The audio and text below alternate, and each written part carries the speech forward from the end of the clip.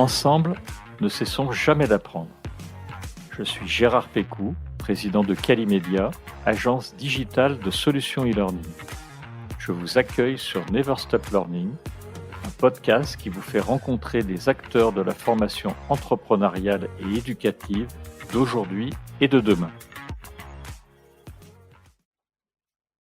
Bonjour à tous nos auditeurs et bienvenue dans ce deuxième épisode sur le thème du métavers. Dans le premier épisode, nous avons longuement discuté du métavers avec Erwan Devez afin que ce concept devienne un peu plus clair. Nous avons abordé de nombreux sujets, des aspects techniques, éthiques, économiques et sociaux. Je vous conseille d'ailleurs vivement d'aller écouter l'épisode 35 car si le concept reste encore un peu flou pour vous, cet épisode va vous permettre de mieux apprécier cette deuxième partie. Dans cet épisode, nous allons revenir pleinement sur le thème de la formation qui nous est cher. Maintenant que les bases sont posées, nous allons voir comment le métavers peut être exploité afin d'améliorer ou de compléter la formation. Alors, si vous vous demandez comment et pourquoi le métavers a un quelconque rapport avec la formation, restez à l'écoute car vous serez étonnés de voir à quel point celui-ci élargit le champ des possibles. Pour en savoir plus, Erwan Devez nous fait le plaisir de revenir une nouvelle fois afin de nous accompagner dans ces découvertes innovantes. Bonjour Erwan. Bonjour Gérard, bonjour à tous. Erwan, je ne t'apprends rien en te disant que la répétition des connaissances est très bonne pour l'ancrage mémoriel. Alors nous allons l'appliquer tout de suite avec cette première question. Est-ce que tu peux nous rappeler brièvement ce qu'est le métavers ? Alors oui, effectivement, le métaverse, on en entend beaucoup parler, et puis c'est jamais très simple en fait de le résumer en une seule phrase. Alors, je dirais que c'est un univers virtuel dans lequel on peut agir, dans lequel on peut interagir. Donc c'est vraiment un monde évolutif, un monde dynamique qui se développe en parallèle du monde réel, si vous voulez, mais qui va se nourrir en fait du monde réel. Donc c'est pas simplement de la 3D ou de la réalité virtuelle ou de la réalité augmentée. C'est un endroit où on pourra, alors évidemment socialiser, évidemment jouer, mais aussi travailler, s'amuser, se cultiver et, puisque c'est le sujet du jour, apprendre et se former. Finalement, le métaverse va utiliser un mix de technologies, alors de la réalité augmentée, la réalité virtuelle, la blockchain, l'IoT, donc l'Internet des objets, l'intelligence artificielle, etc., etc. Donc, c'est vraiment un univers très complet. Pour résumer en une seule phrase, je dirais, bien, avec l'Internet actuel, on est devant l'écran. Avec le métaverse, on sera dans l'écran en agissant. Alors, je sais qu'il y a beaucoup de personnes qui ne font pas trop la différence aujourd'hui entre la réalité virtuelle et le métavers. Et pour être honnête, je les comprends, car c'est pas toujours clair, même dans les explications des spécialistes. Est-ce que tu peux nous expliquer très concrètement quelle est la différence entre réalité virtuelle et métavers ? La grande différence, c'est l'immersion, c'est-à-dire l'immersion active. Dans le métaverse, on n'est pas simplement spectateur de réalité virtuelle ou autre, on est acteur. Donc, on agit, on co-construit aussi le métaverse, on le co-développe. Donc, c'est vraiment quelque chose d'assez différent. C'est-à-dire, encore une fois, avant, on était un petit peu passif sur son écran. Bien là, on devient vraiment acteur à part entière. Donc, c'est une révolution. Je pense que le mot n'est pas trop fort. Ceci étant, un petit bémol, attention à la surpromesse. On est en train aujourd'hui de parler de métaverse quasiment tous les jours, avec parfois avec un certain nombre de commentaires un petit peu critiques ou de déception. Il faut bien comprendre, il faut bien que nos auditeurs comprennent que le métaverse est en train de se développer et que ça va être un développement constant sur les prochaines années avant d'arriver à une version mature. Donc pour l'instant, on n'en est qu'au tout début. En fait, il faut voir le métavers non pas pour ce qu'il est aujourd'hui, mais pour ce qu'il sera probablement demain. Exactement. Le métavers, tel que tu vas nous l'expliquer, c'est une vision probablement à 3-5 ans, peut-être même un peu plus. Oui, tout à fait, même plus effectivement, parce que c'est vrai que sur le papier, les possibilités de développement sont quasi sans limite, c'est assez vertigineux. Mais encore une fois, tout cela va se développer au fur et à mesure avec des échecs, comme tout processus de développement, avec des déceptions, mais aussi avec des potentialités assez extraordinaires.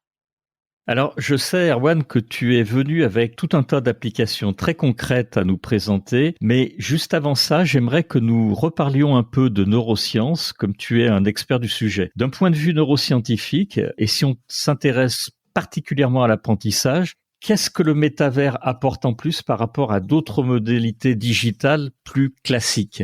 Alors, il est intéressant parce qu'il va jouer en fait sur un certain nombre de registres qui sont absolument essentiels dans l'apprentissage. Alors, si vous vous souvenez, quand on avait fait notre premier podcast sur l'apprentissage justement, Oui, j'étais intervenu sur les fameux 4 piliers de l'apprentissage selon les sciences cognitives. Les 4 piliers que sont l'attention, l'engagement actif, le retour sur erreur, évidemment, le retour positif sur erreur, et comme tu en parlais tout à l'heure, la consolidation de l'apprentissage qui se fait par la répétition. Et alors là, sur ces 4 points, évidemment, le métaverse est tout à fait intéressant. Alors notamment sur le point 2 et le point 4, c'est-à-dire sur l'engagement actif, eh bien, le métaverse, et on va le voir tout à l'heure de façon très concrète, nous permet des immersions tout à fait actives, si tu veux, en complémentarité du monde réel. Donc, sur la question de l'engagement actif, le métaverse va être tout à fait intéressant. Et puis, sur aussi le 4e pilier qui est la répétition, la consolidation, c'est évident que pour des raisons de praticité, des raisons de coût, eh bien, ce sera beaucoup plus simple et efficace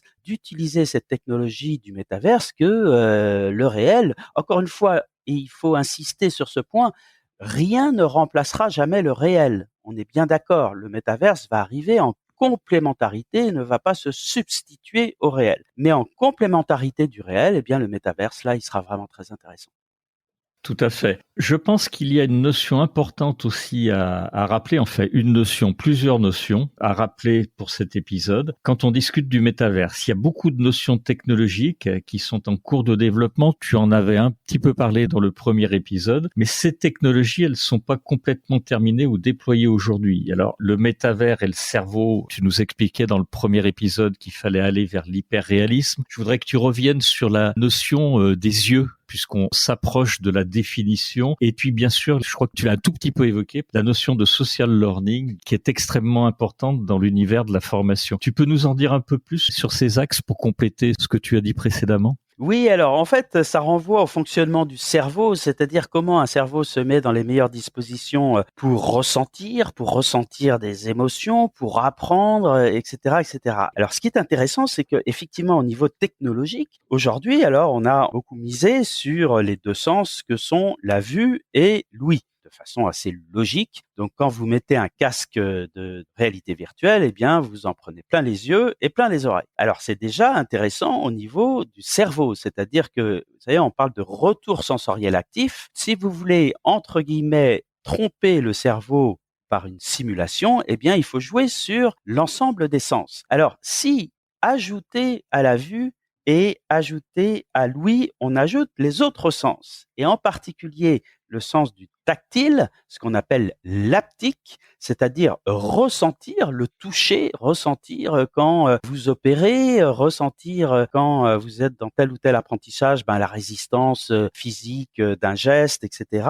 C'est un peu puissance 10 pour le cerveau, c'est-à-dire que le cerveau va être encore plus bluffé par rapport à cette immersion. Si vous ajoutez un 4e sens qui est l'odorat, alors il y a des projets en cours, mais c'est pas encore abouti, et puis ça va être évolutif. Eh bien là, vous aurez un retour en fait multisensoriel très actif. Et là, bien le cerveau, pour tout vous dire, le cerveau, il sera plus tout à fait où il est. Il saura plus tout à fait si l'expérience est réelle ou si l'expérience est de type métaverse, monde virtuel. Et les frontières en fait entre ces 2 mondes vont s'estomper. Et là, alors dans le cadre de la formation, ce sera évidemment pour le meilleur, puisque plus les frontières s'estomperont et plus la qualité de la formation sera au rendez-vous. L'évolution technologique à ce niveau-là est tout à fait intéressante. Pour ce qui concerne du social learning, alors aujourd'hui, quand on parle métaverse, on parle tout de suite ou on pense tout de suite aux jeux, au gaming et puis à la socialisation. Alors là, potentiellement, il y a beaucoup de choses intéressantes, mais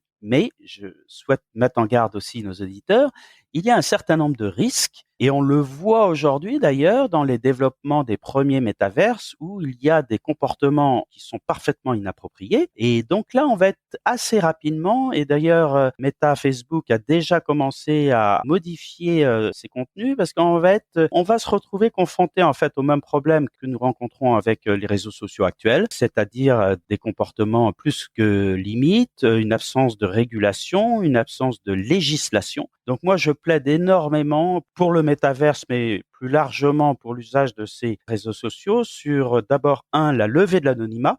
Ça me semble absolument essentiel pour garantir en fait un fonctionnement sain de ces nouvelles technologies, mais nul doute que de toute façon, ces questions de régulation et de législation elles sont déjà sur la table, hein, bien évidemment, mais on voit aujourd'hui, hein, très concrètement, quand Elon Musk rachète Twitter et explique qu'une de ses premières décisions, ce sera de garantir toute la liberté de parole sur son réseau, on peut quand même légitimement être un petit peu perplexe. Tout à fait. Alors pour revenir à la formation, je voudrais peut-être un petit peu faire une précision parce que souvent ces technologies nouvelles inquiètent. Tu viens de nous dire notamment sur le social learning, tu l'as très bien expliqué. Et pour moi en tout cas, je voudrais avoir ton avis là-dessus, mais ça va pas complètement remplacer la formation. C'est comme d'habitude. Ça va être une nouvelle technologie qu'on va utiliser. Ça sera très probablement une modalité exceptionnellement innovante et très complémentaire à ce qu'il existe aujourd'hui. Mais pour toi, est-ce qu'on va continuer à faire du digital learning, du présentiel, avec à côté effectivement des choses sur lesquelles on pourra peut-être aller un peu plus loin avec le métavers? Absolument, absolument. Pour moi, c'est un plus. C'est-à-dire, la question n'est pas de se dire c'est où, c'est-à-dire c'est le monde réel ou le monde virtuel, le métaverse ou le présentiel, c'est et. C'est-à-dire que ces nouvelles technologies, et le métaverse en particulier, va apporter un plus qui va permettre d'apprendre plus efficacement, évidemment de développer l'enseignement à distance. On le verra tout à l'heure d'ailleurs avec un exemple avec nos amis vétérinaires, de développer en fait tout un arsenal de formation qu'on n'aurait pas pu faire dans le réel pour un certain nombre de raisons pratiques. Donc c'est vraiment quelque chose qui s'additionne à l'existant et qui ne remplacera, et j'insiste beaucoup là-dessus, et pourtant je suis un défenseur de ces technologies, mais j'insiste beaucoup là-dessus, qui ne remplacera jamais, jamais la plus-value du présentiel. Donc, il s'agit de réaliser un bon mix entre le digital learning, le metaverse et le présentiel. D'accord. Merci Erwan pour ta réponse. Alors on va aller vers quelques applications que tu nous as sélectionnées. La première application concrète dont nous allons parler est issue d'une entreprise dont le nom est peut-être familier pour certains de nos auditeurs puisque j'avais reçu Jérôme Leleu, le CIO de Sims for Health, dans l'épisode 8 du podcast Never Stop Learning. Est-ce que tu peux nous parler de ce que fait Sims for Health grâce à toutes ces technologies? Oui, alors c'est une entreprise qui agit sur le domaine de la santé et plus particulièrement auprès des professionnels de la santé pour les aider à mieux travailler. Voilà, dit de façon très simple, c'est-à-dire en fait leur apprendre à, par exemple, mieux exercer leur technique opératoire, à réaliser des gestes techniques sous forme donc d'actions virtuelles plus efficacement. Hein. C'est la fameuse notion de dire, écoutez, si on peut s'entraîner avant en utilisant la technologie avant d'aller directement sur le patient, et in fine, on sera plus efficace. Donc, il y a tout un ensemble, en fait, autour de ça, de possibilités intéressantes. Alors, d'abord en matière de diagnostic, pour mieux poser des diagnostics, donc de s'entraîner via le métaverse en fait à être de meilleurs diagnostiqueurs entre guillemets. Le deuxième champ, c'est évidemment tout ce qui est par rapport à la technique du geste, technique du geste opératoire, donc pour travailler et pour réaliser des gestes opératoires plus efficacement. Et puis on peut aussi, alors même si ça dépasse un petit peu le cadre, mais il y a un troisième volet moi qui me paraît extrêmement intéressant, c'est l'approche psychologique des patients. On sait que dans nos médecines, et peut-être plus particulièrement dans la médecine occidentale, on est très fort sur le geste et parfois on est, pour plein de raisons différentes, on est un petit peu plus faible sur l'accompagnement psychologique parce qu'on manque de temps, parce qu'on manque de formation, etc. Et dans ce registre-là, je pense que le métaverse aussi a un rôle tout à fait intéressant à jouer pour finalement entraîner nos médecins, nos personnels soignants, nos infirmiers, infirmières, etc., à mieux aborder cette question fondamentale de la relation au patient, en particulier lorsque l'on se trouve dans des situations très graves, critiques, avec un certain nombre de maladies importantes à annoncer aux patients. Alors, on peut imaginer effectivement comment ces nouvelles technologies vont être utilisées. Moi, ça me rappelle 2 épisodes qu'on a enregistrés. L'un avec le docteur Blaise Debien, qui est médecin responsable pédagogique au centre d'enseignement des soins d'urgence de l'Hérault 34, donc le CESU 34. Et lui, en fait, pour en avoir parlé avec lui, il aimerait effectivement avoir quelque chose de plus immersif, puisque il fait travailler les chirurgiens, les urgentistes, les ambulanciers sur des cas réels avec des mannequins, notamment des mannequins très sophistiqués avec des puces RFID. Et pour avoir quelque chose de plus immersif, en fait, c'est après s'être promené dans les carrières de lumière des Baux-de-Provence qu'il a imaginé de filmer des accidents, de les projeter sur des murs d'images en Dolby Stéréo pour avoir le plus d'immersion possible. Mais on voit bien avec ce que tu nous décris, et j'invite d'ailleurs les auditeurs à aller cliquer sur le lien de Sims for Health, comme ça ils se feront une meilleure idée de ce qui se passe. On va encore pouvoir aller plus loin que ça. Il y a un deuxième exemple, en fait, là aussi, qu'on avait enregistré, on en avait parlé dans un épisode, qui était le professeur Marc Ichou, qui est un oncologue réputé à Montpellier et surtout le directeur de l'Institut du cancer de Montpellier. Et ça rejoint d'ailleurs la partie psychologique que tu évoquais tout à l'heure, puisque chaque année, sauf pendant le Covid, ce qui serait déjà une bonne raison d'avoir un autre système, il faisait ou il fait toujours intervenir une troupe de théâtre pour apprendre aux étudiants à annoncer une mauvaise nouvelle. Alors aux étudiants, aux médecins, en fait, et ça on voit très bien les applications que ça peut avoir, parce que quand tu interagis, comme tu l'as expliqué, avec un avatar, que tu peux lire jusqu'à lire ses vraies émotions, ça va être des outils qui vont être formidables là-dessus. Oui, exactement. Et là, tu vois, c'est absolument passionnant ce que tu viens de dire parce qu'on voit en fait tout le développement possible. On va passer par exemple du mur d'image dont tu parlais, donc ce mur d'image avec les accidents, etc., à l'étape d'après. C'est-à-dire qu'on sera plus encore une fois devant l'écran, mais dans l'écran. Et là, ça devient évidemment tout à fait intéressant. Après cette question, voilà, de mieux accueillir les patients, de mieux les accompagner au niveau de leur maladie, mais aussi au niveau évidemment des dimensions plus psychologiques, on voit bien en fait tout l'intérêt de cette nouvelle technologie. C'est-à-dire que c'est pas faire de la techno pour faire de la techno. C'est pas faire de la techno pour se déshumaniser. C'est tout l'inverse. C'est se servir de la techno au service de l'humain, au service de pratiques professionnelles qui seront plus efficaces, qui seront plus adaptées, et donc, in fine, ce sera le patient qui sera gagnant. Donc, il faut pas se tromper de combat, j'allais dire. C'est-à-dire que toute cette nouvelle technologie, évidemment, suscite beaucoup de questions, et c'est tout à fait normal. Il faut les aborder, ces questions. Il faut peser, d'ailleurs, pour essayer d'aboutir à un métaverse le plus éthique et humain possible. Mais, encore une fois, il y a des potentialités absolument extraordinaires, et donc ce serait en fait quasiment une faute professionnelle de ne pas utiliser cette nouvelle techno pour mieux travailler. Donc allons-y avec curiosité, avec intérêt, avec sens critique, et je pense que vraiment on aura tout à gagner.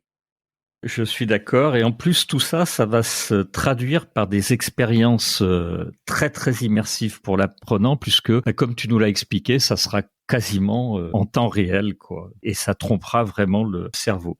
On a vu ici une application dans le domaine de la santé, mais est-ce que le champ des possibles, il est encore plus large que ça? Tu as quelques autres idées à nous présenter? Ah oui, alors il y a en fait, le champ des possibles est quasiment illimité. Alors, je vais essayer d'être très pratico-pratique parce que c'est la meilleure façon, en fait, de parler de ce métaverse. Alors, prenons l'exemple, par exemple, de l'école vétérinaire de Maison-Alfort. Alors, ils ont développé déjà depuis quelque temps pratique en fait dans leurs instituts de formation. Ils ont adopté en fait cette nouvelle technologie pour permettre à leurs étudiants d'aller visiter des élevages de bovins, de porcs, etc. Alors pourquoi ils font ça? Il y a tout simplement déjà première raison, c'est que c'est extrêmement compliqué à organiser dans le monde réel. Donc, ce faisant, en première intention, si vous voulez, ils permettent à leurs élèves de faire des visites qui sont tout à fait précises. Ce sont des visites certes virtuelles, mais qui s'inspirent totalement de la réalité. Ils ont été filmés un véritable élevage, etc.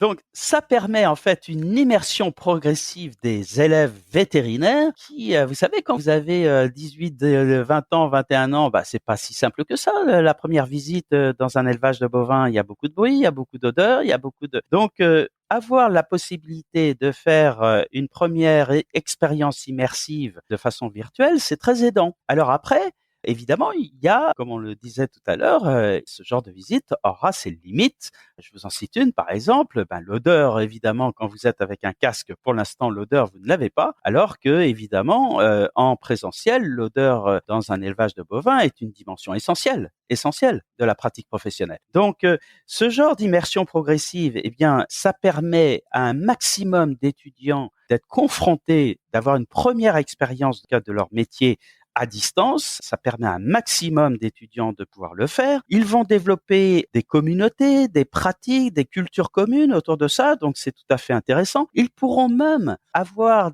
de l'expérientiel qui ira au-delà des limites physiques via, par exemple, la réalité augmentée, qui permettent en fait d'apporter de nouvelles données. Vous avez par exemple l'animal qui va être présenté en 3D sous différents angles. L'animal va pouvoir tourner sur lui-même. Vous allez pouvoir investiguer en fait l'anatomie de l'animal. Évidemment, ce que vous ne pourriez jamais faire dans le réel. Donc, il faut bien comprendre que là, ces nouvelles technologies apportent un plus absolument invraisemblable, absolument incroyable pour, encore une fois, pouvoir mieux travailler, pour pouvoir acquérir un certain nombre de procédures. Et ceci, encore une fois, parce que c'est pas neutre, a des coûts qui sont bien moins élevés que ce qu'ils seraient, évidemment, dans le monde présentiel. Donc, on voit bien ici tout l'intérêt de pouvoir développer ces techniques métaverses. Alors tout à fait. Alors en fait, tu viens de nous parler de deux applications qui sont différentes mais qui se complètent. La première sur la visite de l'élevage qu'on peut se faire en réalité virtuelle. Et là aussi, je vous ai mis le lien pour que vous puissiez aller la voir. Donc c'est hyper réaliste. C'est très réaliste parce que c'est filmé dans un vrai élevage. On va à la rencontre. Ça permet de se déplacer effectivement avec ses camarades, d'autres apprenants, mais de manière complètement autonome. Et on a une dimension géographique. On peut instantanément se déplacer dans un lieu qui est la réalité, finalement, telle qu'elle est, dans cet élevage, sans pour autant qu'il y ait des contraintes de déplacement, de disponibilité, puisque tu le disais tout à l'heure, permettre à des élèves vétérinaires de visiter 3, 4 élevages différents par groupe, c'est très compliqué à organiser. Donc en fait, ça permet déjà d'aller visiter, d'expliquer, et puis après de faire une vraie visite dans le monde réel. C'est peut-être l'appli qui m'a le plus bluffé, et je conseille vraiment aux gens d'aller la voir. Il y a une personne qui dit que ce qui manque finalement, c'est l'odeur, puisque l'odeur, ça sert de diagnostic, et il la retrouve pas effectivement dans cette simulation. Et puis la deuxième appli dont tu nous as parlé, elle s'appelle Virtual Veterinary Trainer. Là aussi, ça concerne aussi les vétérinaires, mais comme tu l'expliquais, c'est une toute autre manière. On est en réalité augmentée où on va vraiment rentrer dans l'écran. Erwan, tu en parlais tout à l'heure, de rentrer dans l'écran. Là, ils l'ont fait. Le contenu, en fait, il sort de l'écran. Là aussi, je vous invite à aller voir la vidéo. Vous le verrez, c'est assez bluffant. En un simple geste, en fait, on va pouvoir étudier toute l'anatomie de l'animal, trouver des informations de manière fluide grâce aux gestes manuels, et ça complète bien évidemment admirablement l'application Vetalfor. Absolument. Je crois que tu avais également d'autres applications pour qu'on sorte un peu du domaine de la santé humaine et animale. Tu voulais nous parler d'applications notamment dans le domaine de l'environnement avec, je crois, quelque chose qui est en cours de développement avec NVIDIA, si Oui, je ne me trompe pas. absolument. C'est un projet de développement qui va mettre des années évidemment à se monter, mais Nvidia effectivement travaille en fait sur la création d'un jumeau numérique, si vous voulez, de la Terre. C'est-à-dire qu'ils vont essayer de modéliser la Terre. Et pourquoi ils vont le faire? Eh bien, pour essayer de prédire en fait les effets du changement climatique. Donc, pour avoir un outil de prévision, si vous voulez. Donc, on va simuler dans le monde virtuel un certain nombre d'expériences pour pouvoir apporter une réponse aux problèmes du monde physique. Vous vous rendez compte le potentiel en fait intérêt du développement de ce projet. Alors, encore une fois, beaucoup d'humilité et beaucoup de prudence. Rien ne dit que ce sera possible.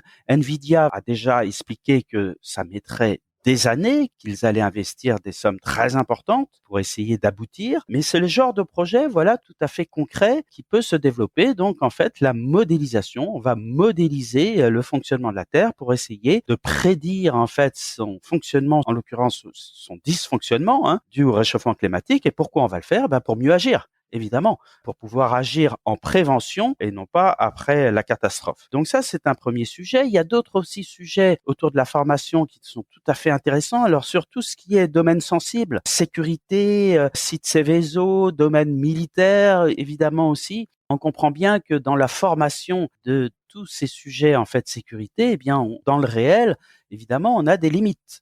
On peut pas faire n'importe quoi pour essayer de simuler une catastrophe nucléaire ou un combat. Donc là encore, sur ce domaine plus particulier, eh bien le métaverse offrira des possibilités tout à fait intéressantes de pouvoir finalement se confronter à la réalité, mais évidemment sans prendre le moindre risque pour pouvoir s'entraîner de la meilleure façon des possibles. Et puis dans le cas des sites sensibles, pour éviter les catastrophes le plus possible. Et puis dans le cas du monde militaire, pour être plus efficace dans les opérations à mener. Et Dieu sait si l'actualité, évidemment, nous sensibilise sur cette question. Tout à fait. Alors, on va arriver au bout de cet épisode. Je vous ai mis donc les liens qui vont vous permettre d'accéder aux différents types d'exemples dans la description de l'épisode. Donc, vous pourrez revoir donc les 3 applis que Erwan a sélectionnées pour vous. Donc, Sims for Health, Vetal4 et Virtual Veterinary Trainer. Je voulais en conclusion, et tu pourras compléter, Erwan, que encore une fois, c'est un épisode qui est un peu futuriste, qui est censé donner une vision de l'avenir, de ce qui pourrait se passer. Et je voulais rappeler qu'il ne faut pas voir le métavers, encore une fois, au travers de ce qu'il est aujourd'hui, mais de ce qu'il sera probablement demain et de son potentiel. Encore une fois, les formateurs en feront des choses extraordinaires et comme d'habitude, ça va être une modalité, à mon avis, qui sera fantastique et qui va aider les formateurs, les ressources humaines sur bien des domaines. On le verra et on inventera tout ça ensemble. Je voulais te remercier, Erwan. Peut-être que tu nous donnes ta propre conclusion avant de conclure définitivement cet épisode. Non, je te rejoins alors 1000 fois, cher Gérard, sur cet aspect-là, c'est-à-dire que par rapport à toutes ces nouvelles technologies, il faut sortir de cette dichotomie entre d'un côté une espèce d'adoration béate et puis de l'autre une diabolisation excessive. Voilà, il faut essayer d'aller vers la connaissance, d'essayer d'abord de comprendre, d'essayer aussi d'exercer son sens critique. C'est très très important que le grand public puisse, au travers de la connaissance, pouvoir exercer son sens critique. Parce que évidemment, il y a des risques. J'en ai parlé tout à l'heure par rapport à l'aspect socialisation, comportemental sur ce type de technologie. Il y a des risques, il y a des besoins essentiel de régulation. On est tous d'accord pour dire ça, ou quasiment tous d'accord pour dire cela. Mais il y a aussi un potentiel extraordinaire et donc il faut, encore une fois, on revient à la même conclusion encore et toujours, c'est de dire que cette technologie doit être au service de l'humain. La technologie pour la technologie n'a aucun sens. La technologie au service de l'humain a toute sa place. Voilà. Très belle conclusion. Je te renouvelle mes remerciements, Erwan, pour ces 2 épisodes qui nous ont permis d'aller un peu plus loin sur le métavers, même beaucoup plus loin. Et puis, je voulais remercier également nos auditeurs qui sont allés avec nous et qui nous ont accompagnés jusqu'au bout de ce podcast. Et n'hésitez pas à nous faire part de vos commentaires sur les réseaux sociaux. On diffuse sur absolument toutes les plateformes. On poste sur LinkedIn, Facebook, Twitter. Donc, vous pouvez commenter vraiment tous ces épisodes et interagir bien sûr avec Erwan Devez ou avec moi. Un dernier mot peut-être, cher Gérard, bravo à vous, bravo à Calimedia pour faire tout cet effort de pédagogie positive. Je trouve que c'est extrêmement important, surtout sur ces questions qui suscitent encore une fois à juste titre énormément de préoccupations, de doutes, etc. Et je trouve que l'esprit dans lequel vous menez vos podcasts Never Stop Learning est essentiel et va bien au-delà d'ailleurs du simple aspect entreprise ou apprentissage, etc. Une dimension aussi sociétale très importante. Donc bravo à vous. Écoute, un grand merci. Tes paroles me touchent beaucoup. Je te dis à très bientôt, Erwan. Merci à vous. Au revoir. À bientôt.